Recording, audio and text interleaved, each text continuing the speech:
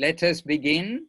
Let us, as meeting together as we are, Vanchakalpatarubhyascha kripa sindhubhya evacha patitanam pavanebhyo vaishnavebhyo namo namaha. And actually it is good for us to be gently organized with a good inauguration, if you like, of the meetings, with some of the verses that we have gone through. And those verses that we went through word by word, trying to get the meaning in the earlier back to basics classes. If we say those at the beginning of each of our classes, then it'll help us, especially if we say them consciously, trying to remember what we're saying, then it's a good way to begin our classes. So we went through Om Ajnanatimirandasya, we went through Vanchakalpatarubhyascha, we went through Namo Mahavadanyaya, and we went through Bhagavad Bhaktita Sarvam. And we did not go through, but I think we are all familiar with, have read and researched, heard about Sri Krishna Chaitanya Prabhu Nityananda, the Panchatattva Mahamantra, and the mantra, Maha Mantra of Kali Yuga, Hare Krishna, Hare Krishna. So in that order, let us go through these mantras. We'll say them now because we were trying to catch them word by word. Most of us know them off by heart like a parrot, but we're trying to be converting from a parrot to a human. All right, so let us do this. So first, Om again. So slowly, but as we did when we kind of dedicated a morning or a program to it, let us try to remember what we're saying with the words. So first, to Guru, the Guru mantra, Om Agyan. So together, Om Agyana Timirandasya Gyananjana Shalakaya Chakshur Anmilitam Yena Tasmai Shri Gurave Namaha. So to the Guru who's given us the ointment, has cleaned our eyes, may we give our obeisances to him. Now to the devotees, so Guru, Vaishnava. So to the devotees, Vancha Kalpa Tarubhyascha. Okay, so together. Vancha Kalpa Tarubhyascha Kripa Sindhubhya Evacha Patitanam Pavanebhyo Vaishnavebhyo Namo Namaha. They are an ocean of mercy, and they are giving to the fallen souls their mercy. We are praying to them to give a drop of their mercy to the fallen soul, to the fallen souls. That's what we're praying for ourselves. And Vaishnavebhyo Namo Namaha. We are giving our obeisances to the Vaishnavas. So Guru, Vaishnava, Mahaprabhu, Namo Mahavadanyaya, this mantra. Together, Namo Mahavadanyaya, Krishna Prema Pradayate, Krishnaya Krishna Chaitanya Namne Gaurataje Namaha. Our obeisances to Chaitanya Mahaprabhu, who is the most generous, because he can give Krishna Prema to you. And his name, he is none other than Krishna, and his name is Krishna Chaitanya. Krishnaya, Krishna Chaitanya, Namne, Gaurataze, golden luster, the Lord of golden luster, Namaha. You know. Now, one more verse, and that is Bhagavad Bhaktita Sarvam. Showing the whole essence of the teaching and everything, that we become exclusive devotee to the Lord, Bhagavad Bhakta. So together, Bhagavad Bhaktita Sarvam Ityutsrijya Vidher Api Kainkaryam Krishna Padaika Ashrayatvang Sharanagatihi. By taking shelter of those beautiful feet of Krishna in the mood of service, everything will be accomplished, nothing will be unaccomplished, everything will come to us internally, and whatever is necessary for our service and progressive service. So these, how many did we chant? 4 mantras, all we've covered previously, and this is a good kind of revision if we make it as a morning program for a while, if you like, to repeat these mantras. And with our notes, with the notes that Govinda Nandini did is given in that document, the Google document that she's shared, again can put the link, if you like, into the chat box for everybody.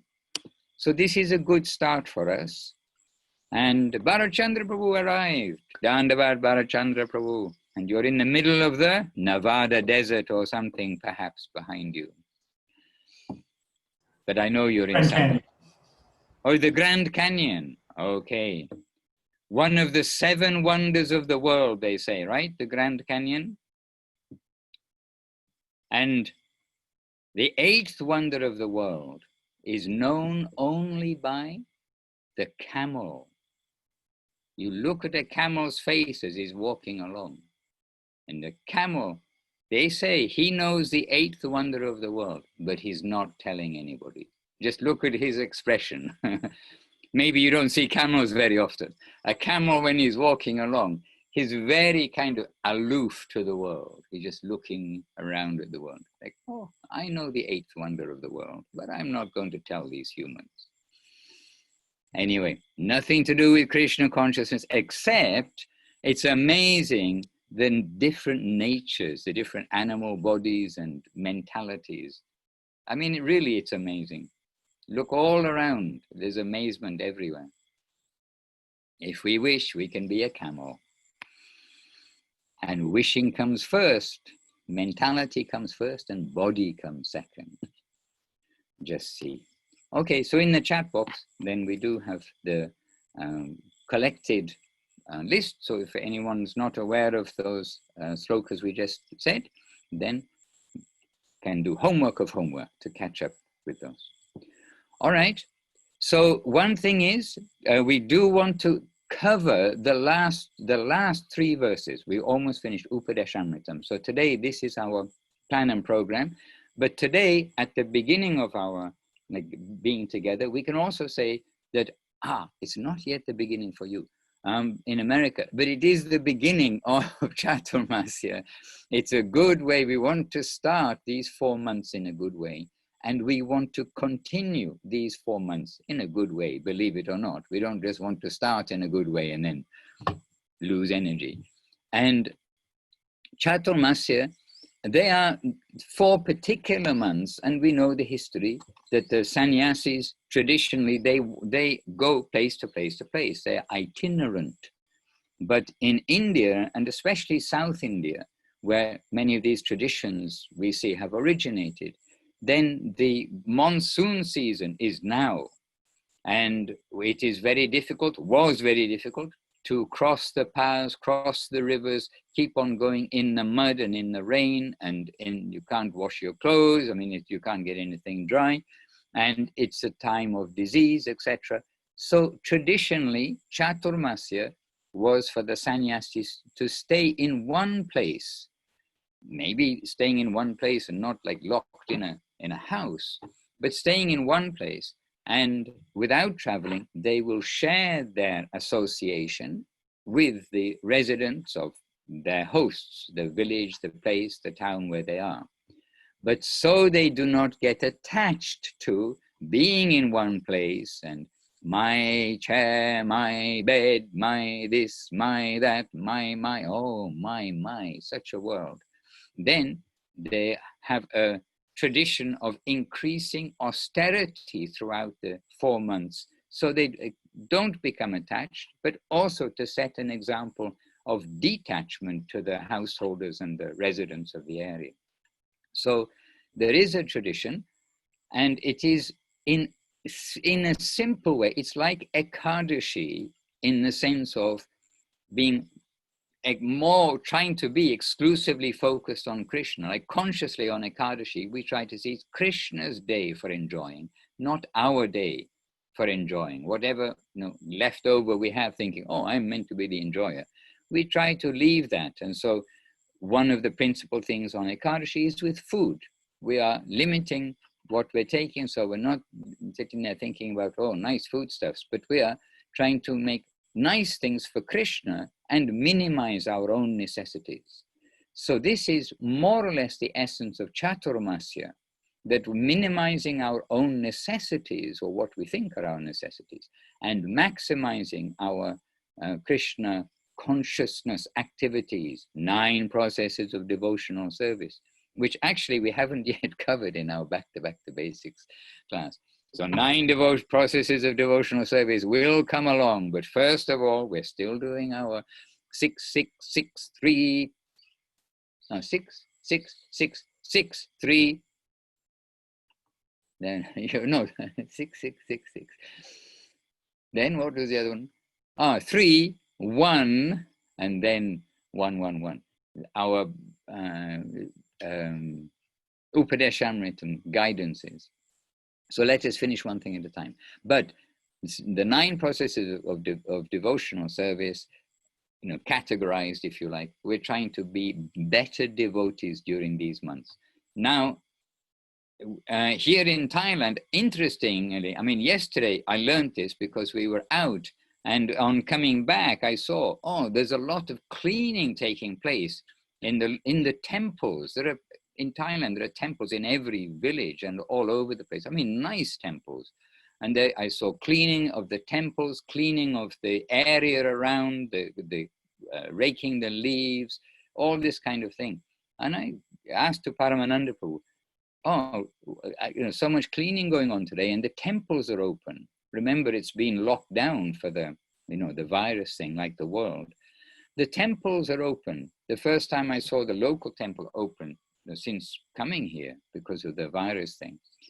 And he said, yes, because tomorrow, for us today, he said, it's the beginning where the youngsters, the youths, they take monkhood and nunhood. Now the ladies become monks and the ladies become nuns and the men become monks for Chaturmasya. So I was surprised. But you see, the Indian, the Vedic, the traditional things from India, they are here in the eastern part of the world, whereas in America and places like that, they were not there, because it's basically coming from no culture to trying to develop what is right and what is wrong, etc. But now around the world, to America, to all corners of the world, the Vedic culture, again, it is flowing. It's coming out to the world through Srila Prabhupada, Bhakti Siddhanta Saraswati Thakur, but through Srila Prabhupada, Bhaktivedanta Swami Prabhupada. Then the floodgates have been opened and the world is getting to know about these traditions, but traditions for what? For developing devotional service. So here on this beginning of Chaturmasya, then it is also a time when the teenagers, they're going to try to be monks and try to be nuns for a while. But one interesting thing is, as Kali Yuga progresses, things change. We know it's Chāturmāsya. Masya is a month, and 4 is 4. Chatur is 4. Chāturmāsya, 4 months of the rainy season. But in Thailand, it is now 3 months of the rainy season. So something is better than nothing. So they try to be monk for 3 months. But if they even get through some of it, then the parents are very happy that their children have gone for that training.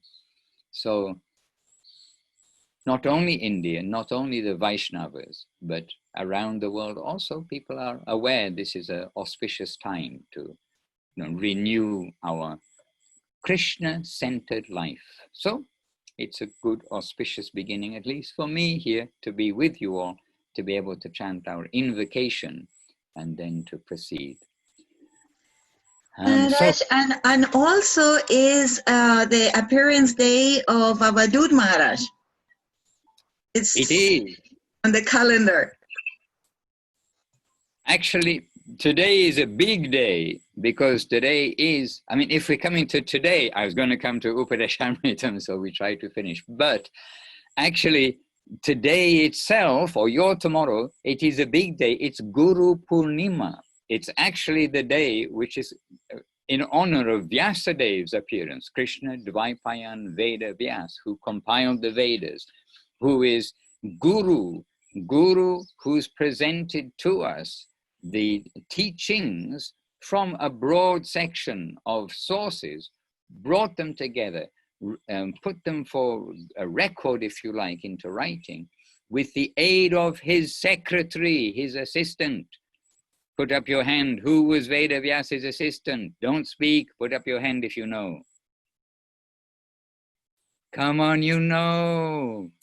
Okay, Govinda Nandini, half a hand. So, cautiously going to say to us. Govinda Nandini Didi, who? Could be wrong, but I think it was Ganesh. Yes, you're right. Ganesh, Ganapati. And they had their leela between each other too, because Veda Vyas, you know, he wants to recite. And nowadays we've got recorders and then you can put headphones in and type. But so he wants someone who's like smart, on the ball, is going to get it right, is going to record it properly. So he's thinking, who? And oh, this Ganesh, he's very smart. He's got a, not only very smart, elephant never forgets. He's got an elephant brain, a big brain inside that head. And so he comes to Ganesh and says, oh, please, I got some service for you. And he said, yes. And he said, yes. So I want you to be my scribe. Then Ganesh, he's thinking, okay, but,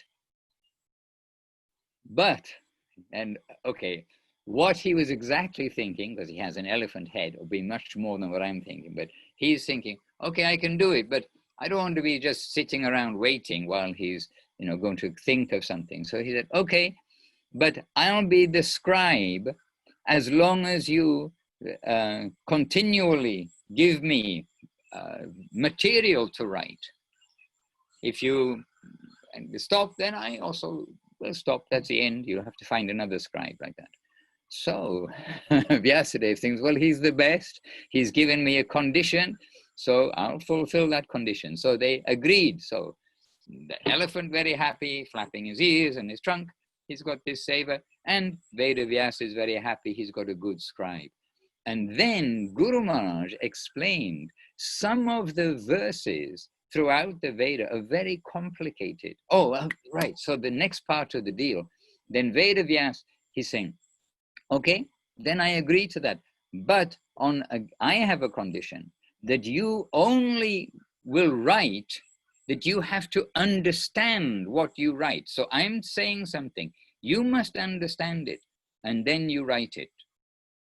So then Ganesh thinks, okay, yes, I'm smart, I can understand. I'll keep on going. So this way, sometimes, Guru Maharaj explained, Veda Vyasa, he needed a breather. He needed to capture his thought, capture something. So he deliberately put some very complicated verses. So Ganesh is scratching his head, as it were, and taking time to try to, and this is giving, as he's thinking, oh, what is it Veda Vyasa is meaning by this? And then, oh, okay, then he starts writing. But in that middle time, then the opportunity comes for Veda Vyasa to get a bit of a breather. So there are some deliberately complicated verses in the Vedic scripture. So the secretary was Veda Vyasa, but Krishna Dvaipayan, sorry, the secretary was Ganesh, but the compiler and the speaker of the Vedas was Veda Vyasa, Krishna Dvaipayan Veda Vyasa in this age. So therefore, the Guru principle, this is also a very good day to pick up Sri Guru and his grace and to revisit this on a regular thing to do for the morning program in our homes and here for the next week or something, so that we again read through the Sri Guru and his grace. So it is Guru Purnima. It is also Avadut Maharaj's appearance day, and he's at the temple, which is the Gupta Govardhan temple, 1 hour away from here. And we are going to go from here after the morning program, after being with you, and then our morning program. And so we're going to have there a festival with Goswami Maharaj, Avadut Maharaj, and the assembled, as Gurudev would say, the assembled devotees. And the beginning of Chāturmāsya, it is Sanatan Goswami's disappearance day today.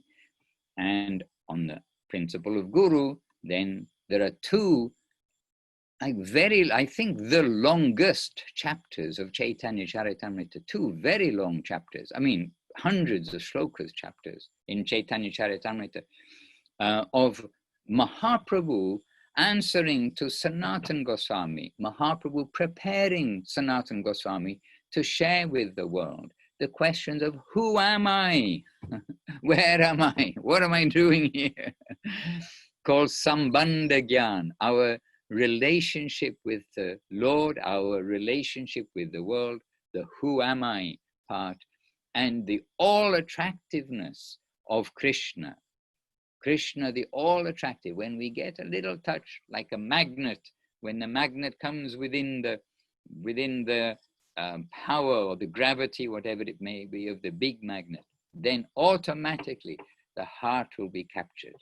So Mahaprabhu's instruction to Sanatan Goswami in Prayag on his way back from his pilgrimage to Puri, to Vrindavan, from Vrindavan to Puri, Mahaprabhu instructed to Sanatan Goswami in Varanasi, excuse me. When I say when I make a mistake, please tell me. He instructed him in Varanasi.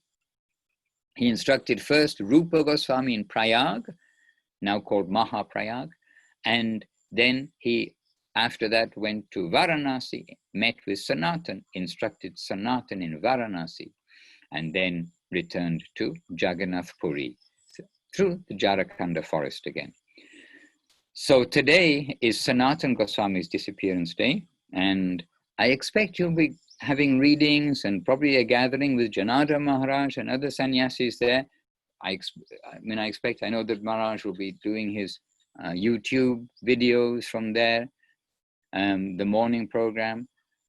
So this will be discussed further, but it is a very guru-centric day, and like day to not renew our not to renew our vows, but what is the question? To give ourselves a reminder, again, slap on the cheek or slap on both cheeks, punch on both cheeks, remind ourselves, here we are, let's take this life properly. So this is a guru-centered day. And by the way, for the residents of Vrindavan, Rajasthan, UP, the area around Vrindavan, this is actually a very sweet day.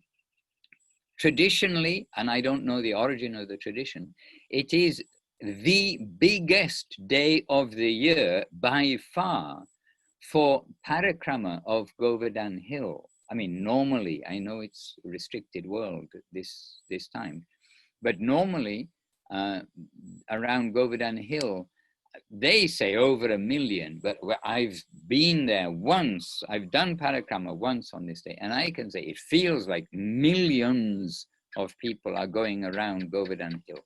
Continuous, full parikrama path,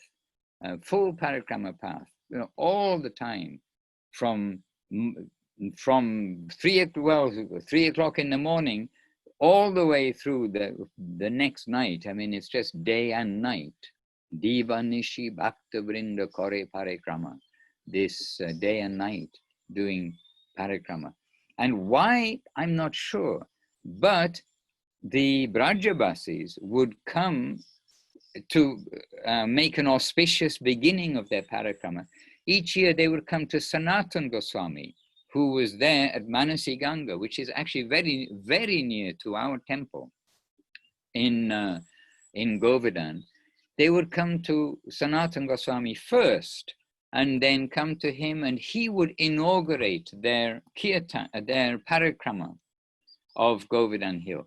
He would inaugurate their parikrama with some invocation, some beginning, and in his later days, he would take them on parikrama of Manasi Ganga, and then they would continue on the hill parikrama, because as he got aged, Krishna himself said, you are now aged, not necessary to every day do parikrama of Govardhan.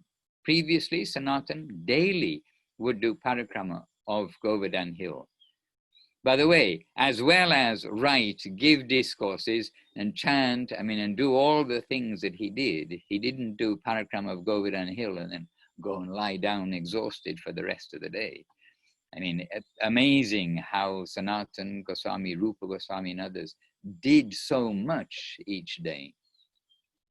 But it is this day, the Brajavasis, they came to Sanatan Goswami at his Bhajan Kutir beside Manasi Ganga to start their parikrama. And then they saw, oh, he's chanting japa, which is quite normal. He's going to be chanting japa. So they're waiting for him to finish chanting japa, so that then he'll finish his japa, put down the beads, and then begin their program of Govardhan parikrama. But that particular year, then they're waiting for him, and then after some time they realize he's passed away while chanting japa. His hands in the bead bag, he's sitting there looking like he's chanting, but he's left his body. And that is this day of the year, in whatever year it was. And then instead of it being like a happy day for parikrama, it became like a very big thunderbolt to the devotees. And then in due course, they arranged as they do in India, the stretcher, if you like, and the chanting of Hare Krishna Mahamantra. In Bengal, they're always chanting Bolo Hari, Bolo Hari. But chanting, taking him from Govardhan to lay him to rest, his body to rest in his samadhi, just behind the Madana Mohan temple, the temple that he established on the top of Dvardasha Tila hill. There's a hill in Vrindavan, very famous photo, very famous temple on the Parakram path of Vrindavan. That's the principal place associated, if you like, with Sanatan Goswami. He established the Madana Mohan there, and his body laid to rest in the Samadhi near that temple. So that was, of course, a big day. We do this journey by, auto rickshaw, by car like this, but they, of course, those days they walked, and in grand procession coming to Madana Mohan. So this is something of today. And after having said that, today we were speaking yesterday with Sandeep Krishna Prabhu and his wife Maheshwari who are living in Greater Noida, which is essentially Delhi, but it's another, like a satellite town of Delhi. And he's the president of the Vrindavan and Govardhan temples. And since the lockdown, India's been quite locked down for a good reason. They got a big population, and they tend to be very squashed up and close to each other. They don't usually give a lot of private space for individuals. So, the government is trying to protect things. But this is their first opportunity since the lockdown, which is however many weeks, to go to Govardhan and Vrindavan. And today they're going to go and see how they get on. Officially, there is no parikrama of Govardhan Hill, but it's such a big area and so many villages that almost certainly some villages will be doing parikrama today, and we'll be doing parikrama by mind, happily. But a little while ago, we did see some wonderful video from the parikram path of Govardhan, where many peacocks, it was deserted of people. And the video I saw, which is, somebody showed from YouTube, that maybe 30, 40 peacocks on the parikram path, and the peacocks just like completely at home. So, nature bounces back when unnatural man, kind of slips away from the scene a little bit. So we're very happy that the peacocks have come back. Actually, the peacocks will be happy with the humans, but it's these noisy auto rickshaws and the Kali Yuga things which the peacocks are not very happy about, and actually nor are the devotees, except for one thing. Another verse we also went through, Kale Dosha Nidhe Rajan.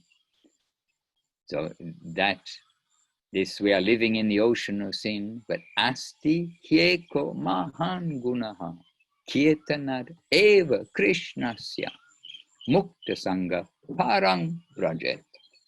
So this we can say, yes, happy for crazy man's Kali Yuga inventions to remind us where we are.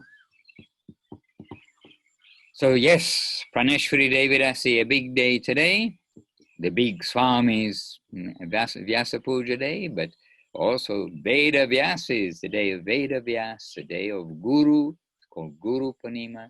It's the day of Chaturmasya beginning, Sanatan Goswami's disappearance day, Govardhan Hill Parikrama day. Now I'm exhausted thinking of Govardhan Parikrama also. Hare Krishna. All right. Oh, listen. Oh, could you hear the kokil? Mainly they've stopped calling, but one or two sometimes they're calling, because actually they call in the springtime because they're calling, where's my wife or where's my husband, whichever way around it is. Nature is full of this. So generally after the spring, once it comes to summer, they've already paired up and they're doing their family life, grihastha life. But still there was one kokil singing. So anyway, before we go on, because the time is running by, is there any question from anybody? It's just a question on Shri Guru Purnima. I don't see it on the calendar. Is it? I mean, you don't? Oh, what does it say is the name of this Purnima then on the calendar? What date is it on the calendar? No, what does it say is the name of the, does it give any name? Yes, it says Purnima. Oh, I'm sorry. I wasn't looking. Never mind. Shri Guru Purnima on the 5th. For us, this is still the 4th. I was looking Right. All right. Yes. I'm sort of maybe saying too much because it's not your Guru Purnima yet. Oh, Praneshwari, you're the one who asked about that. So I was answering your question. Yes. Govinda, Govinda. I also think there's some special appearance day coming up that's not on the calendar. Janardhan Maharaj showed me. Oh, well, say what it is, please. The appearance day of our beloved Srila Bhakti Ranjan Madhusudan Maharaj. Oh, come on. Oh, well, let's... Janardhan Maharaj mentioned that. Come on, Janardhan Maharaj. He put it on his calendar. It's on the calendar now. It's not on the calendar, is it? It's on his calendar. He made a special calendar. Oh, well, that's... Anybody is free to do whatever they like in this world. It's not on the maths calendar. Hare Krishna. And, oh, Govinda Nandini Didi, please excuse. I noticed I didn't give attention to your question the other day. These things happen. And by the way, if I don't answer someone, like within a reasonable length of time, do give me a reminder. I must try to give attention later today or tomorrow to your question, Govinda Nandini Didi. Kindly excuse that. I just noticed my oversight. No problem. Thank you. I'm a fallen soul, but we know those who know the way out of the well that we've all fallen into. So we are fallen souls together. We're a team together. We need to be a team to make each other's life, the team successful. And Gurudev also gave the example of a football team. And Gurudev, before joining Krishna consciousness, was a keen football player. You know, then we come forwards from playing football to something. It's not that, oh, then we become a devotee, then we go and start to do something else. But Gurudev, you know, he knew about football, about teams, about strategy, this, that, and the other. And we are on a team together. And everybody's got strengths, and let's admit it, everyone's got weaknesses.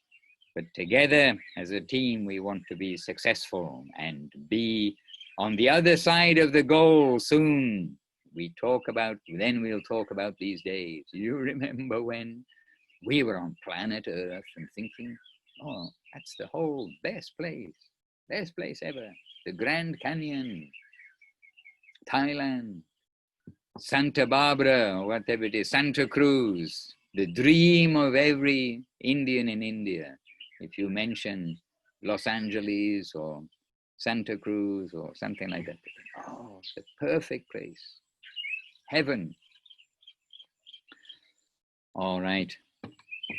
It's by the way, it's not a private question. So I mean, if you wanted to answer it, it could be helpful for others too. I could summarize.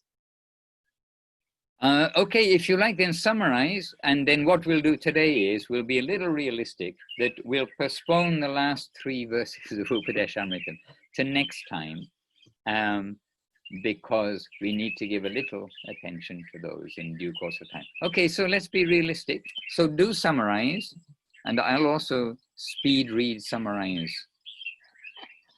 Okay, so my question was basically about when very positive things are happening, like materially in your life, and this is kind of an unusual thing for you. In, you know, Bhagavad Gita, it says that we have our dharma, we have our duty, and we shouldn't be running from that. You know, we're meant to do our duty and not to like renounce that, because we're not aspiring to be renunciates. We're trying to be servitors. So my question is kind of how to be able to differentiate between, is this just another trap that Maya is throwing at me to try to entangle me in this world? Or is this something that I actually should do because it's, you know, part of, you know, my dharma?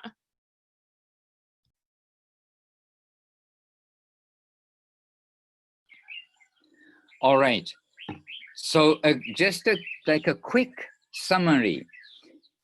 That is, we always want to encourage and do selfless activity and beneficial activity for others.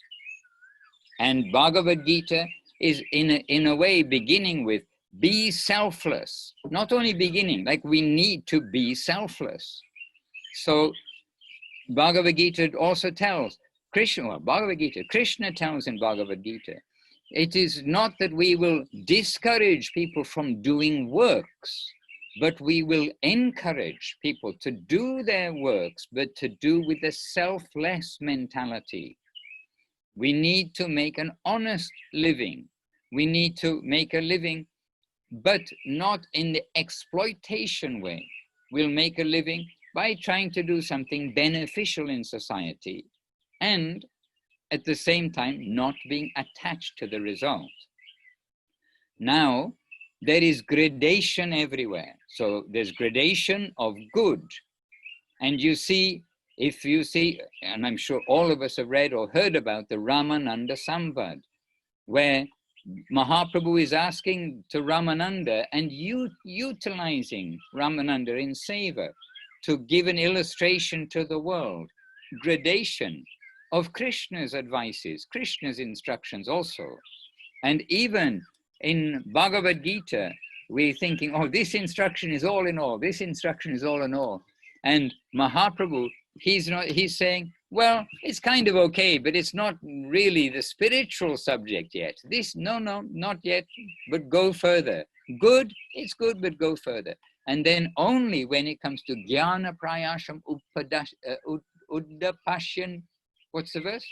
Nimantareva, to hatefully send away our like calculating side of things, to dismiss that and give ourselves entirely to Krishna.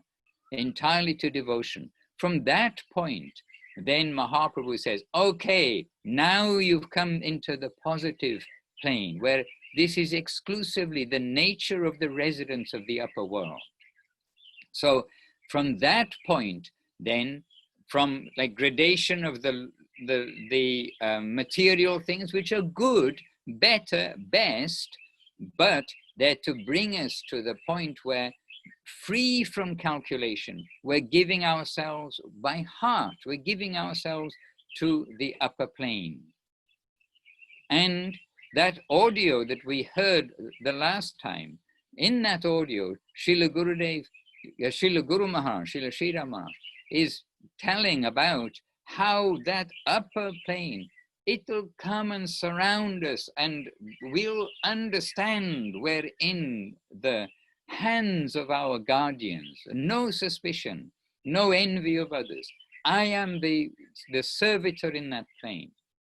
So all this presupposes selflessness, and then of course the cultivation of selflessness for Krishna directly. And what comes to us in this world, whether it be, you can say, material riches, whether it be praise, whether it be also the bad things, whether we lose, I mean, bad things in general material sense, if we lose everything, if we become the object of so many derision and accusation and so many things, this hits the ego, because sometimes it's told the tongue is sharper than the sword. I think that's an English Western expression, but it is also similarly told in the scripture how the tongue can be so severe. Whatever is coming to us, we have to take in relation to Krishna. So if something is coming, some facility is coming, we will utilize that in Krishna's service. If people look to us as a teacher, as a helper, then we will try to, according to their standing, give some introduction, some direction about Mahaprabhu Nityananda, about the holy name, about Bhagavad Gita, about the scripture, the guidance, about Guru, about eternality, I mean, all sorts of things. So if people see us as a teacher already, whether you're a yoga teacher or a counselor, they're looking to you for guidance. We mustn't skirt around the most important part of good guidance, which is we have to put the Lord at the center, the loving Lord at the center, Krishna at the center. And this is done by following the guidance of Chaitanya Mahaprabhu to come under that banner, to become within the radar of causeless mercy. So we will try to use facilities, good facilities, in order to help others in that way. And anything bad that comes to us, we will take this as, oh yes, this is Krishna pushing me from below, that this world, it's a place of greed, lust, greed, anger, hatred, envy, and what are the other things which are listed? We read them all the time. But of all the things which, are very absent and distasteful, and in any family, when these things are going on in a family, we feel, oh, very unhappy. Our family, it is the pure family of devotion. So good things come, bad things come. Whatever comes, we'll see that it's the affectionate hand of the Lord, seeing if we are using nicely what he's giving us when he gives us. Like Srila Prabhupada, A.C. Bhaktivedanta Swami Prabhupada, he went to America on a one-way ticket with a few rupees, I think $9 worth of Indian rupees, and coming to Boston Harbor, New York City, that's not a lot of wealth that he went with. But Krishna, he gave so much, but but he utilized everything for Krishna. And then unlimited opportunity came to him, which comes to the verse, Bhagavad Bhaktita Sarvam too. And also in Bhagavad Gita, Krishna saying, I preserve, for the one who comes to me, I preserve what they have. and I supply what they lack for their necessities in service. So adjustment to the environment, which is very much a theme of Srila Guru Maharaj's preaching, presentation, and by his Leela, his own pastime in his life, adjusting to the environment, adjusting to unexpected things. We can't think that we are going to be the controller of our destiny. We have to see where destiny, providence, Krishna is taking us, and we must harmonize with the environment always. But ego, we must be very careful about ego. So whenever we're getting some, as Gurudev, you know, some of you know, Gurudev uses the expression galagal. Somebody's giving us galagal, you know, which means they're not treating us very well, or this, that, and the other. We mustn't try to fight back. We must try to accept, okay, yes, my ego. Krishna is pointing out my ego through these things. So sometimes Krishna gives us a comfortable section of the journey. Sometimes there are some hills on the way. If you go walking in the mountains, you can't expect it to be all flat and smooth.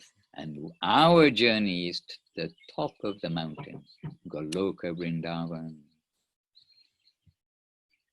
Hare Krishna.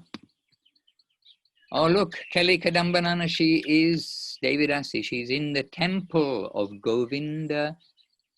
Oh, Govinda Dham. Yes, Govinda Dham. We are in Govinda Farm. So one of you poets out there, you can make some poetry about Govinda Farm and Govinda Dham. And I'm thinking of a word for Gauranga Sunda, which ends in am, but I can't quite think of a word to fit into poetry. By the way, about poetry, we see when we Westerners try to make like some poetry about Krishna consciousness, which, you know, has happened in the history of the Western Vaishnavas, then we see that somehow the substance, the message becomes like a little bit subservient to try to get the meter and the rhyming of the poem, which is, you know, something that, what is Rupa Goswami, Krishna Das Kaviraj, the whole of Chaitanya Charitamrita, in meter, in poetry, they are not making the substance secondary, the substance is primary. And amazing that the entire scripture is in almost all of the scriptures, but there are some prose sections actually, but almost the entire scriptures are in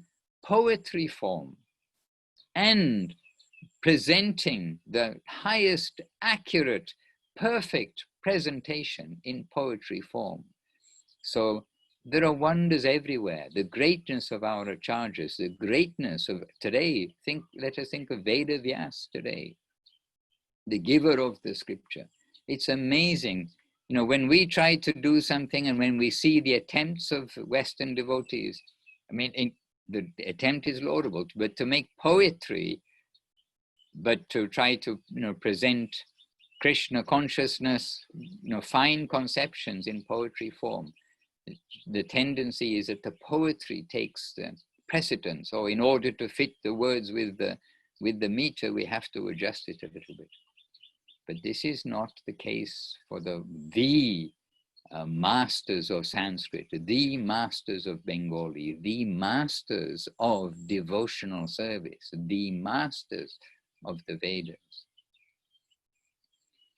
And you see so many compositions by Srila Guru Maharaj, by Srila Gurudev, by Srila Bhakti Siddhanta Saraswati Thakur, Bhakti Vinod Thakur, Narottam Das Thakur.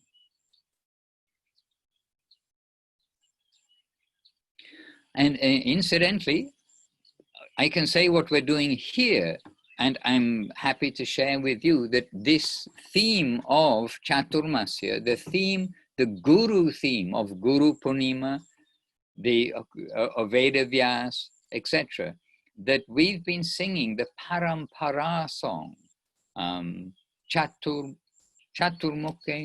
I forget the very first line, but it begins with Chāturmāsya. It's in the Kirtan Guide, the songbook. We've been singing that song in the mornings here these last few days, and we'll continue for a few days too, to remind ourselves of the greatness of this line. Not only greatness, but like the unique current that's coming from the upper world to this world through Sri Guru Vaga. So this is a very good time to keep ourselves conscious of that, and forever, not just when we are trying to learn about Krishna consciousness or when we've become into Krishna consciousness, but for our whole life, for the next generation, for generations, forever actually. Sri Guru and his grace is the one place where we can come to find so much concentrated, substantial understanding of the conception of Guru, the Guru principle. And before we think we understand everything, we'll remember Guru Maharaj's words, how Guru Tattva is very difficult to understand. We have to turn our gear into acceptance mode rather than an analyzing mode. We have to accept, oh yes, we're hearing these things from Guru, from the source. And Guru Maharaj, he's witnessed to so many things. He's been in the middle of so many things. He's seen what's happened with great personalities, great generals, pashas of Srila Bhakti Siddhanta Saraswati Thakur. He has a very broad and impartial, clear, vivid understanding. And he's sharing this through question and answer and through discourse given in the Sri Guru and his grace book. So from Praneshwari, I note a message here. Shilbiya Madhusudan. What? Okay, you can maybe delete that message. I don't know what's going on there. Hare Krishna. Okay. I was expecting it to be a positive contribution to the program. Maharaj is a poem. It's a poem. Read below. It's a poem. Okay, I may read it below in a short while. All right. Oh, dear devotees, I don't know how it's happened. Our hour is running by, and today I can't be late because we really have a full program. I have to go to another place for 6:15 and already now probably setting up Paramananda Prabhu.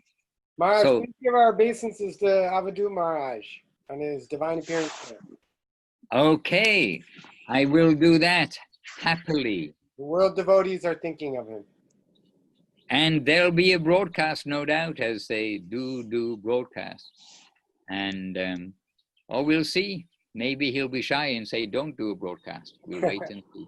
But also Avadut Maharaj said, actually, he said, I'm fortunate to be born on the Guru Purnima, because he said, then we can divert people's attention to what is this Guru Purnima, not about me, but about Sanatan Goswami, as we're doing, Sanatan Goswami, Veda Vyas, the importance of this day. But of course, from the devotees' point of view, they're everybody very happy that Avadut Maharaj born on Guru's day. It's an auspicious day. By the way, and is it in Sri Guru and his grace? Not sure. It's in one of the books, and one of the gurus, ISKCON gurus, that time, he was with Guru Maharaj, and it was his Vyasa Puja. He's a guru in ISKCON, and maybe some of you know who he was, but anyway, he's a guru in ISKCON, and he's affectionately talking with Guru Maharaj, and that particular day, it was his birthday, so his Vyasa Puja day means that ISKCON Guru's Vyasa Puja. And he said to Guru Maharaj, said, I looked on the calendar, said I was seeing on the calendar, my actual appearance day, like the most inauspicious day in the calendar. It's recorded. It's in one of the books. Maybe Sri Guru is great. I don't know. But he said, today is the most inauspicious day in the calendar. And then Guru Maharaj, like very adjusting to the environment and affectionately said, no, you must not think in this way. With the appearance of the Vaishnava on this day, then that purifies that day in the calendar. So, you know, we must see always the positive in every case. So even if it were a bad day, you can still say, but that day becomes purified by the appearance of the sincere, the Vaishnava. But when it's a good day and the Vaishnavas come, even more, we are very happy to glorify that day. So today is Guru Purnima. On this side of the world, you've got a little, as they say, heads up or something for those of you who are going to be observing. And our Australian representatives, Australian representatives there, already there in Guru Purnima, and the day is continuing. Please excuse, we didn't actually continue our Upadeshamrita, but next time we meet, let us remind each other and maybe practice in the meantime these verses that we started today with. Let us make these our invocation for the next few meetings, so we really do have them in our heart. But as we're doing, try to remember what we are speaking, and we can add to the 4 that we said this morning the other verse that we also went through, which is Kalaya Dosha Nide Raja. All right, and Upadeshamritam, wonderful treasures to come next time. So tune in, same time, same place, on however many days ahead it is. Jai Srila Bhakti Sundar Govinda Dev Goswami Maharaj ki Jai, Srila Bhakti Rock Sridhar Dev Goswami Maharaj ki Jai, Jai Srila Bhakti Siddhanta Saraswati Thakur ki Jai, Sri Rupanuga Guru Bhaga ki Jai, Anantakoti Vaishnava Vrinda ki Jai, all the assembled devotees ki Jai, Sri Chaitanya Saraswat Acharya Vrinda ki Jai, Srila Bhakti Vimal Avadut Maharaj's appearance day ki Jai, Sri Sanatan Goswami's disappearance day ki Jai, Jai Sri what am I missing? Oh, Chāturmāsya, first day ki Jai, Govardhan Parikrama ki Jai, Shri Giriraj Govardhan ki Jai, Harinam Sankirtan ki Jai, Nitai Gaur Premanande, Hari Hari Bo, Vanchakalpatarubhyascha, Kripa Sindhuve, Evacha, Patitanam Pavanebhyo, Vaishnavebhyo Namo Namaha. Dandavats, dear devotees, very happy having the association of each and every one of you. Happily. Jai Guru.